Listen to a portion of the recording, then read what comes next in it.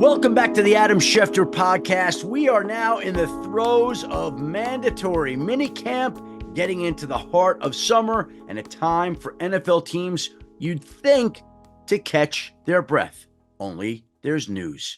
There's always news in the National Football League. It never seems to let up. And as we come closer and closer to Father's Day this week, and yes, by the way, we will have a very special bonus podcast this week with Jack Harbaugh, father of Jim and John Harbaugh, talking about raising his boys, lessons of fatherhood, amazing stuff from a conversation we did with him at his home last October that was so powerful that we wanted to save it for Father's Day this year. But first, we will get to the news, and that leads us to the co-host of the Pat McAfee Show, my friend, my colleague, Ty Schmit, the quarterback of the weekly six-pack. Thank you very much, Schefty. You mentioned it. We're, I wouldn't say we're in the dog days of summer yet, but, not a whole lot going on right now in the NFL calendar in terms of news, other than right before we were going to record this morning, got a flurry of massive news updates. With that in mind, let's hop right into the six-pack and topic number one. Both Trey Hendrickson and TJ Watt obviously looking for new deals. They will not be attending their respective mandatory minicamps. What do you make of this whole situation? Are there any other people maybe on the horizon that are going to do the same thing? Well, these are the two most notable ones, Ty. And these are the players, when you look at it, were 1 and 2 in the NFL in sacks the past 2 years. Trey Hendrickson has 35 sacks. TJ Watt has 30 sacks. Both play in the AFC North. Both are not attending mandatory minicamps. Both are making statements to their teams that they're not satisfied with their particular contract situations and don't intend to play on their current deals. Now, when you look at it, it's not a cheap statement to make. If you miss the first day of mandatory minicamp, you're fined $17,462. If you miss the second day of mandatory minicamp, you get fined $34,925.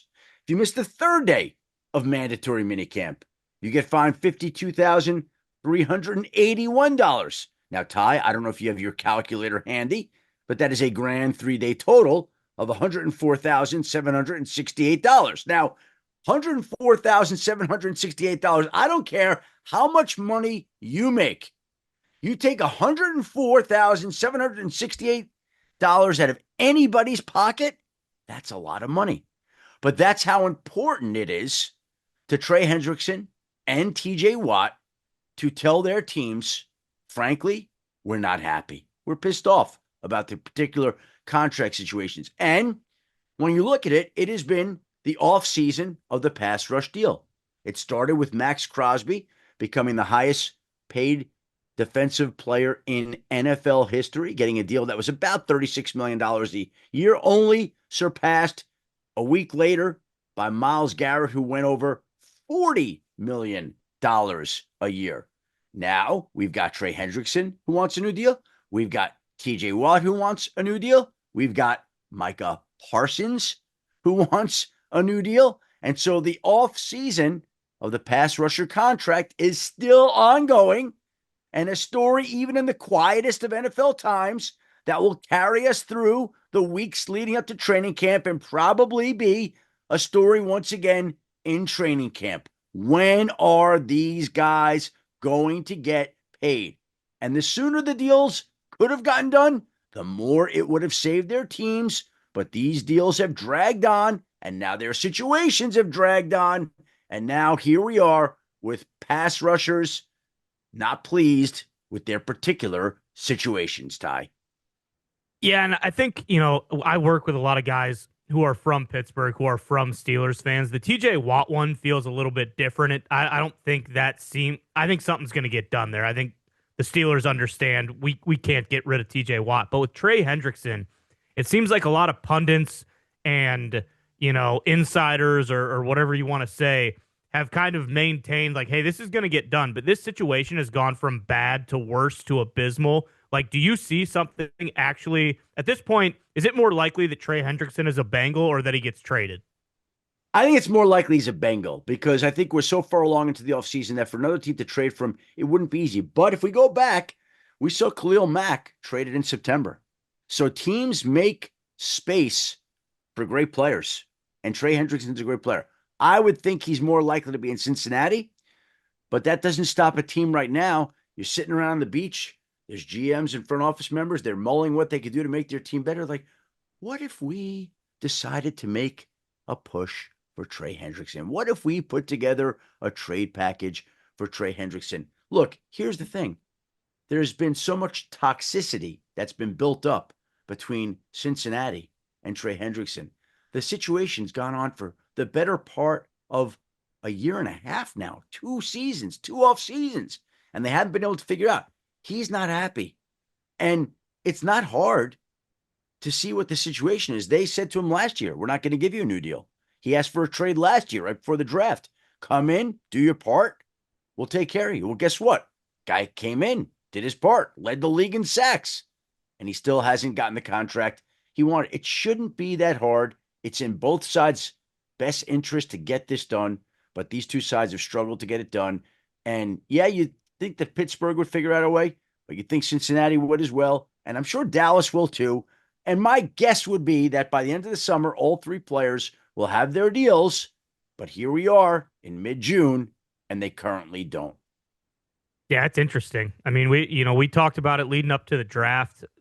If you don't have multiple good edge rushers, you're probably not going to win a Super Bowl. That's just kind of the way it is. And for guys who have led the NFL in sacks over the last 2 seasons, or a guy like T.J. Watt and Micah Parsons, who you feel their impact on every single down, it is a little interesting. But the Trey Hendrickson one, I still don't know as a Packers fan. Maybe that's just me thinking, hey, go out and get this guy. But the other 2, I can't see there being any way they're not with Pittsburgh and Dallas. But we'll see. That's definitely something to keep an eye on moving forward. By the way, people didn't know, like, teams could have approached the Steelers at the draft about a TJ Watt trade. Right. And I don't believe anybody did, but they could have, and maybe Pittsburgh would have listened, but it never happened.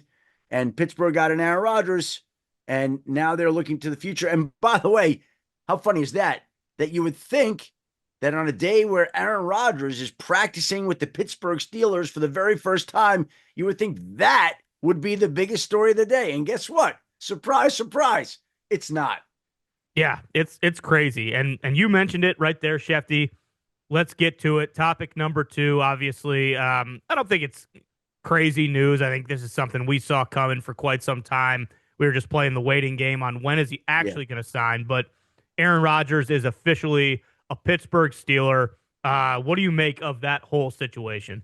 And Ty, I think this was the plan all along. And I think Aaron Rodgers had some personal business, as he mentioned to you guys, that he wanted to take care of this offseason. He was tending to, I think, some things that really needed his attention, demanded his attention.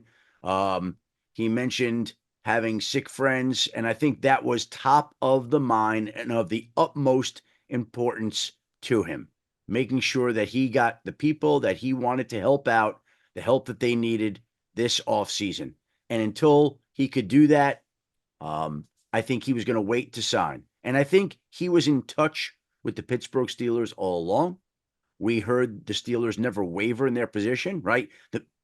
Us in the media, everyone's like, well, maybe they should start looking at other. The Steelers never did that. They really never did that. They believed that he was coming in all along, and then finally gets a deal done. And of course, Aaron Rodgers tells you guys it's $10 million. And then once his agent, Dave Dunn, comes to town on Friday and they get the deal figured out, or whatever day that was, Friday, Saturday. Of course, the deal comes in more because that's what agents do. Agents always have to kind of jack up the price and boost up the deal to justify their job to their clients. And so Dave Dunn did his job, as he has done very many times well, and it cost the Steelers a few more $1 million. But Aaron Rodgers got the deal done. And again, to me, this is what the two sides always were planning to do. He now gets to come in for mandatory minicamp without TJ Watt. And this, in my mind, is Aaron Rodgers' orientation.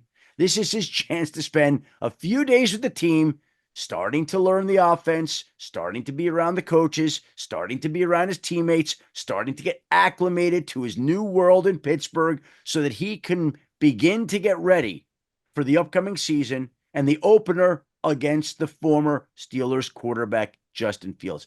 Now, how good are these NFL script writers? Like, they're unbelievable, right? Oh, let's schedule Aaron Rodgers versus the Jets in week 1. And then in week 8, let's put the Steelers on Sunday Night Football in Pittsburgh against the Green Bay Packers. Now, we might look at that Steelers-Packers game. It's a good game. I don't know if it's necessarily ordinarily going to be one of those great marquee games, but now that Aaron Rodgers is back and he's going to be playing the Green Bay Packers, that becomes one of the marquee games of the season. And of course, the NFL positioned it in May, early May, week 8, Sunday Night Football. Of course, that's what the league does. It knows how these things work. And just like the Pittsburgh Steelers expected Aaron Rodgers to come in and play for Pittsburgh, so did the National Football League, and it factored that into the schedule that it released last month. Yeah, I mean, whatever your opinion is on Rodgers, like he's a draw, big time. You know, people either are tuning in to hate him and hope he throws 5 interceptions, or people love him and they want to see him throw 5 touchdowns. I think you're right, though, all along. I think this was very ironclad. Both sides knew exactly the timeline. Now, most people in the media didn't, so that's where you started to, get a what's this guy doing? He's holding the Steelers hostage.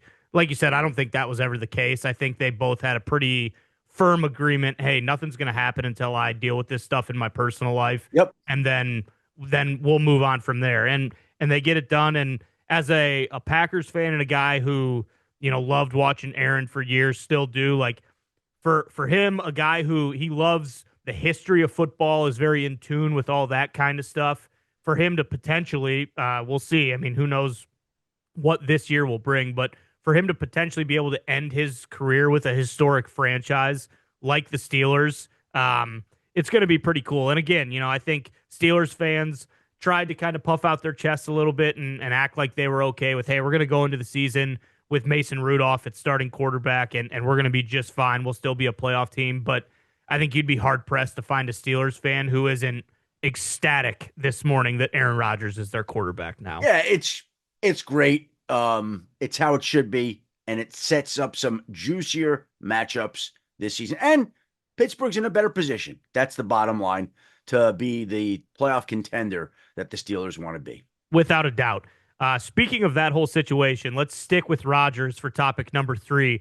In terms of like league-wide, what is the fallout of Rodgers officially being a Pittsburgh Steeler? Well, the first thing that you think of is what happens to Kirk Cousins now, because that would have been a landing spot that if Aaron Rodgers had not decided to come to Pittsburgh, the Steelers then would have had Kirk Cousins, I believe, as option number 2. They would have been on the phone with the Falcons, seeing what it took to get him. They already had some preliminary conversations between the two sides that obviously were just to set the table in the event that Aaron Rodgers wouldn't play.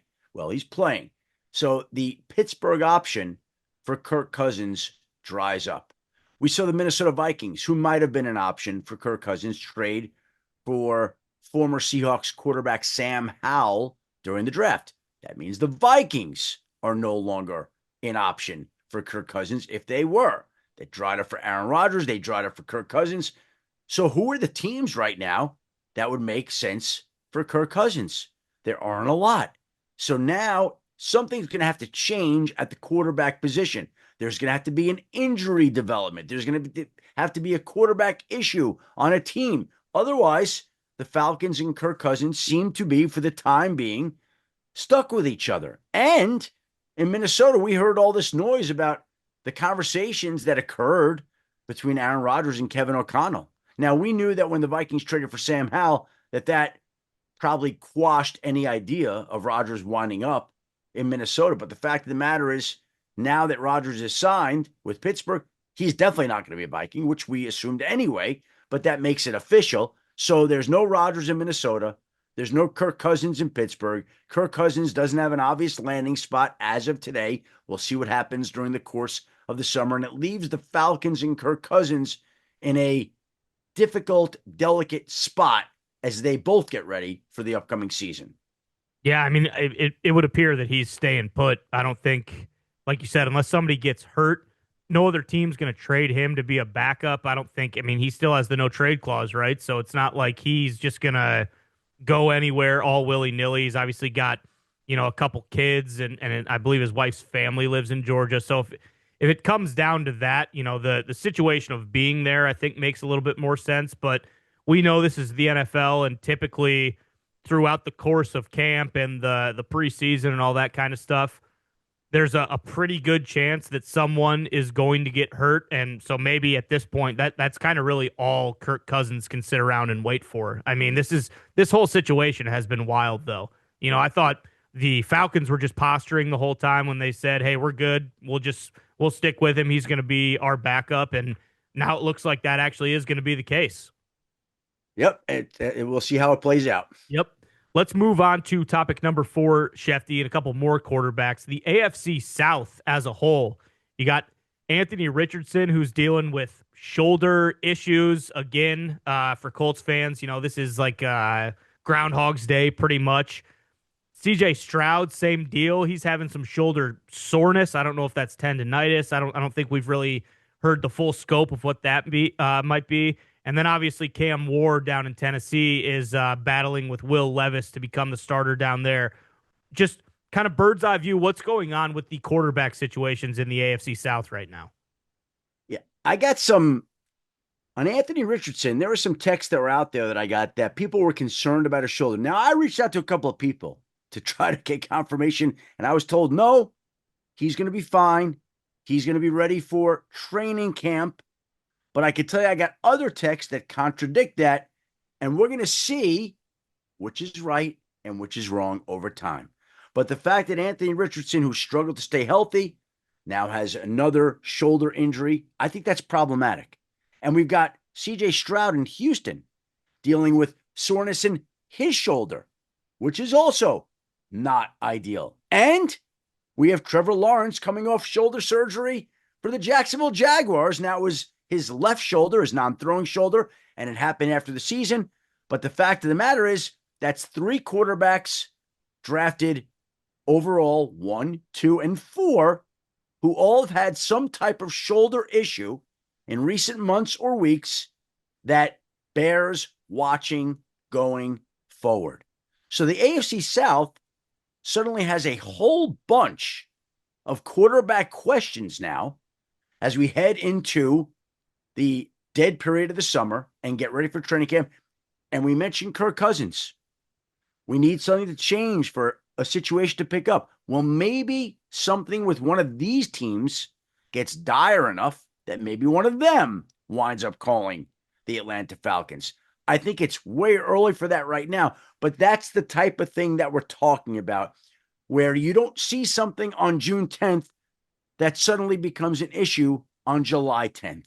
And we'll see how that plays out. But the AFC South now, there are a whole bunch of quarterback questions that we didn't have a month ago, right? We didn't know about CJ Stroud's shoulder soreness, Anthony Richardson's shoulder soreness. We knew about Trevor Lawrence, but it's just a weird thing. Who would have thought that the healthiest quarterback going into the division and the season would be the number 1 overall pick, Cam Ward in Tennessee? But that's what we're talking about right now in that division.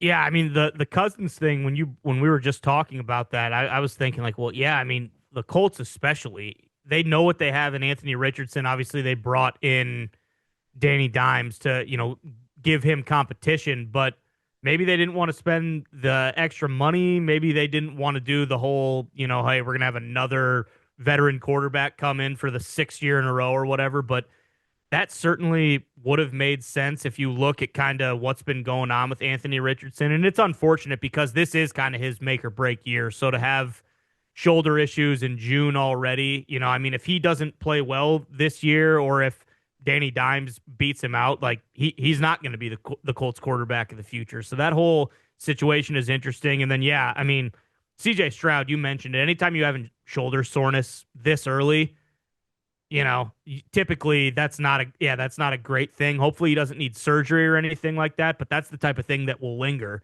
and just kind of stay there if it's not addressed. So we'll see. Like you said, maybe the AFC South is the division to kind of look at for a potential movement with Kirk Cousins, because this is not the kind of stuff No. you want to hear about your starting quarterback right as you're starting to ramp up and prepare for the next season. So we'll see. We'll see. Those are three very interesting situations.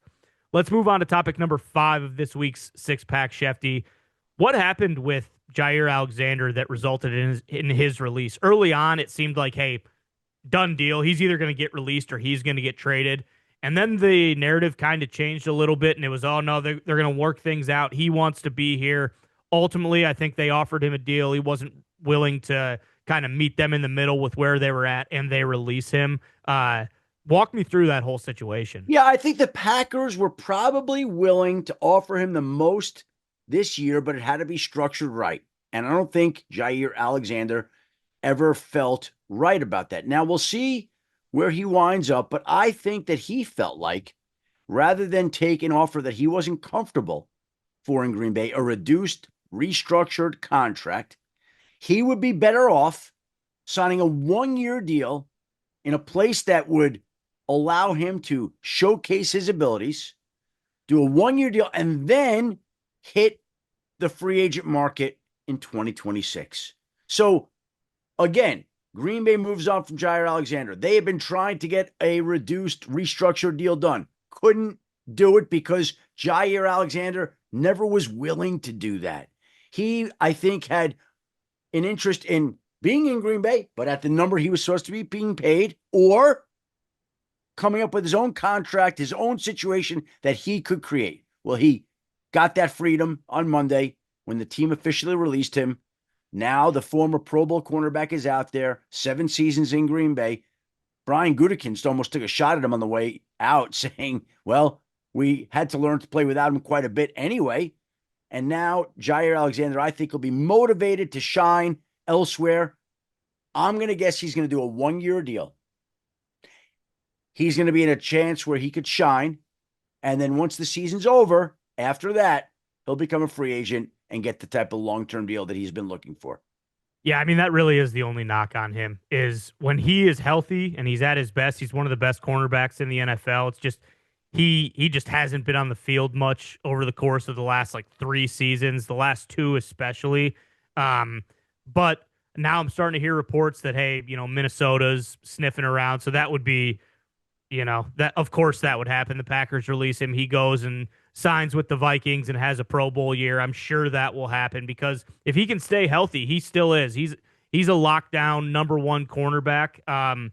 So interesting situation there now. Obviously, with the Packers releasing him, they add quite a bit of cap space. So maybe if there is, it's tough to imagine that they would release him and go out and trade for a Jalen Ramsey and then pay him or something like that. That's not really the Packers' MO. But hey, they got options. There's a couple, star players out there that they could really use that are going to cost a pretty penny, but they have a little extra money now. So we'll see what happens there. And I think you're right. A 1-year deal for Jaire Alexander. He plays great and then gets to dip his toe back in the free agency pool. I think that makes a lot of sense. I agree. All right, Shefty, let's move on to the 6th and final topic of this week's 6-pack. Nick Chubb signing with Houston. I love this. I mean, I think if he's 80% of what he used to be, obviously we all remember that horrific injury, but what do you think about the whole Nick Chubb situation in Houston? Well, first of all, they have gotten so much out of Joe Mixon that they need to kind of preserve him as the season goes on. And by signing a guy like Nick Chubb, it allows you to pick your spots with Joe Mixon. That's number 1. Number 2, Nick Chubb is a great character guy. You want Nick Chubb on your team and in your locker room. He becomes an example for everybody else. That's a second reason to have him. A third reason is they've had a lot of depth there, more depth there. That's great.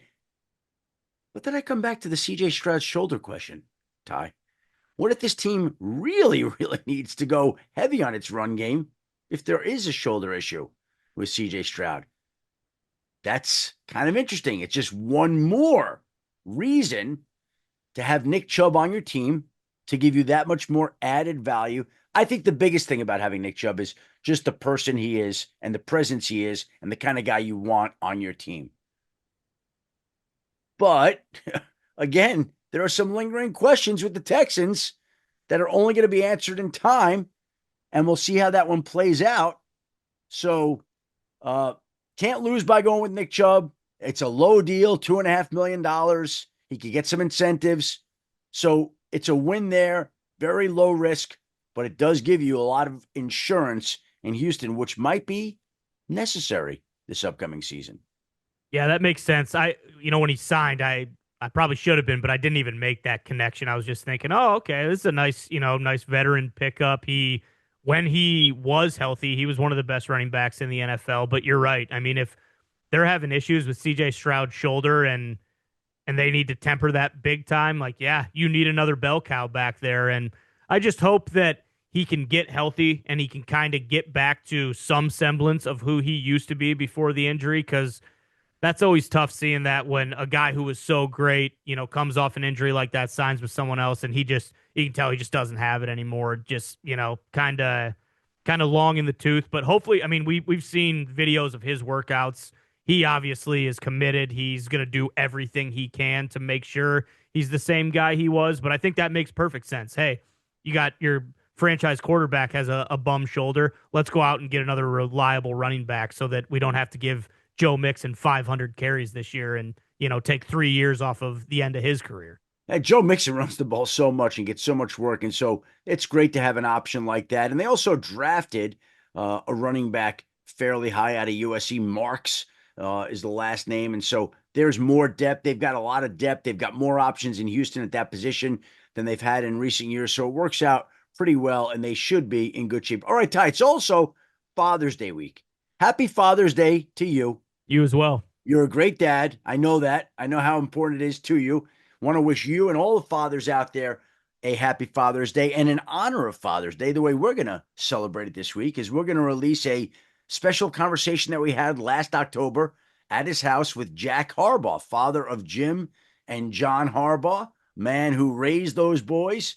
He tells all kinds of stories about the two boys growing up together, when he knew each boy had what it had. And he told stories that, as well as I feel like I know the Harbaughs sometimes, that even I didn't even know how Jim, when he was playing for the Chicago Bears as a first-round draft pick, would go back to Western Kentucky and help Jack Harbaugh when he was a coach there. How the college class that Jack Harbaugh took changed his life forever. Like all kinds of really cool things. And we just thought, like, as a Father's Day bonus, we would put that out there this week. So stay tuned and get ready for the Jack Harbaugh conversation that we'll be posting here this week. Also, big week here at ESPN. We're moving into new studios. Get Up vacated. Like, I was thinking about that. We spent a lot of time in those Get Up studios. And I think they were there 7, 8, 9 years, but they were there during the pandemic. And so we would do Sunday countdown out of there, Monday night countdown out of there. I can't tell how many times. What I remember is being next to Mort, side by side. So many times we were together in the Seaport studios, working side by side with Mort is something I'll always remember in those studios. And the other thing that I also will really always remember is doing a pregame show in January. Me, Susie Colbert, Booger McFarland, Rex Ryan was there. And then the show ended and Rex left. And Booger and I went to go eat dinner in the green room. And we're watching the Bills Bengals game. And right away, we see Damar Hamlin go down. And we're having our dinner. And we go, this does not look good. And we stopped eating. And we got summoned onto the set. And I'll never forget, it's about as memorable an hour as I've ever done of television during my 16 years at ESPN. Us being called back out there to discuss what was going on and assess the situation, which everybody remembers clear as day, a night we won't forget. And Susie Colbert, Booger, and I were the first people on air, basically to hold down fort until we could gather more information about Damar Hamlin. And that happened in the Seaport studios, in the same offices or the same studio that they did First Take all these years. So we're moving. Wednesday morning will be my first day in the new studios. And it's quite a complex, my understanding is. Like, it looks nice on TV.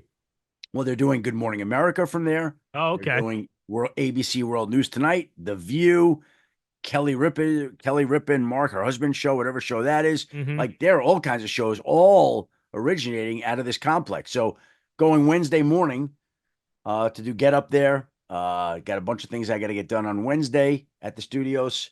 So looking forward to being in a new studio, but a debt of gratitude and appreciation to the old studios at the Seaport, where I worked so closely with Mort, and we'll always remember the night of Damar Hamlin, most of all, from those particular studios. All right, we want to wish a very happy Father's Day to all the fathers who are out there listening to this podcast. I want to thank you, Ty, for doing another great job leading the weekly Six Pack. Thank my great producer, Christina Buswell, Ben Smith for the video, and you, the listener, for tuning in to another Adam Schefter podcast. We'll be back in this spot this week with an extended conversation, Father's Day conversation with the great Jack Harbaugh. Try to find that. And until then, have a great week, everybody. Happy Father's Day.